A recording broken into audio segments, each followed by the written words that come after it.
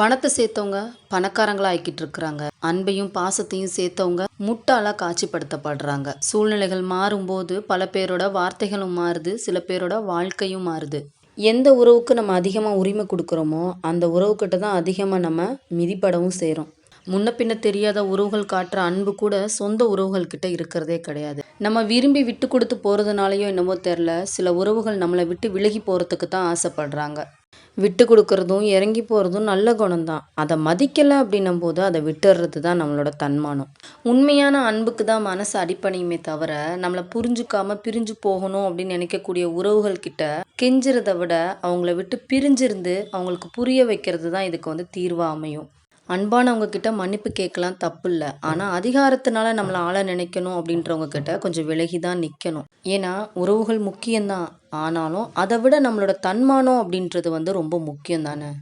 ஆக தன்மானத்தை இழந்து எந்த ஒரு உறவையும் நம்ம கூட தக்க வைக்கணும் அப்படின்னு நம்ம நினைக்கக்கூடாது. நான் சொன்ன இந்த விஷயம் பிடிச்சிருந்துச்சுன்னா இந்த வீடியோக்கு ஒரு லைக் கொடுத்துட்டு உங்களோட ஒப்பீனியன் எனக்கு கமெண்ட்ஸில் சொல்லிடுங்க.